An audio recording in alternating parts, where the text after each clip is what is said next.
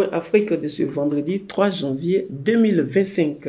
Au sommet Côte d'Ivoire, l'ex-base militaire française 43e BIMA, rétrocédée à la Côte d'Ivoire et baptisée Général Ouattara Doma Dakin. Sénégal, la Mauritanie et le Sénégal font un pas vers l'exploitation de leurs gisements de gaz communs. Cameroun, un magistrat enlevé dans le nord-ouest anglophone. Ghana, le pays devient le 5e pays d'Afrique à ne pas demander le visa aux citoyens du continent.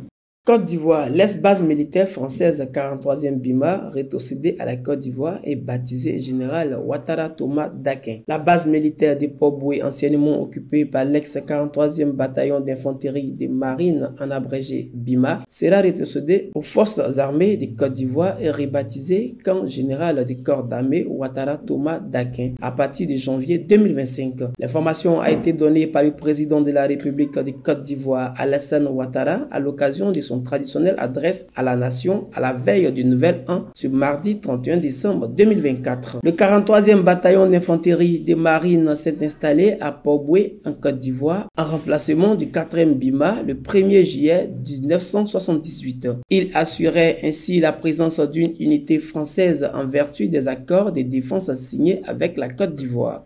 Sénégal, la Mauritanie et le Sénégal font un pas vers l'exploitation de leurs gisements de gaz communs. Dans un communiqué daté du 31 décembre 2024, la Mauritanie et le Sénégal annoncent l'ouverture officielle du premier puits du Grand Tortue à Émienne, en abrégé GTA. Ce champ gazier situé à 115 km des côtes mauritano-sénégalaises a été découvert en 2015 et la décision finale d'investissement prise en 2018. Depuis, la production gazière initialement prévue en 2022 a été repoussée à plusieurs reprises. Cette première extraction marque donc une étape importante dans la vie des deux pays. Cameroun, un magistrat enlevé dans le nord-ouest anglophone. Le deuxième avocat général de la cour d'appel de Bamenda, Nchang Augustin Amongwa, a été enlevé à sa résidence dans la soirée du 29 décembre 2024 par des hommes armés non identifiés dans la région anglophone du nord-ouest au Cameroun. De nombreux autres civils ont été kidnappés le même jour et emmenés vers une destination inconnue par des hommes armés que l'on présume être des séparatistes. Des kidnappings et des meurtres sont fréquents à Bamenda et dans la région du sud-ouest et du nord-ouest, principalement peuplée de la minorité anglophone de l'ancienne colonie française d'Afrique centrale depuis le déclenchement des violences séparatistes en 2016.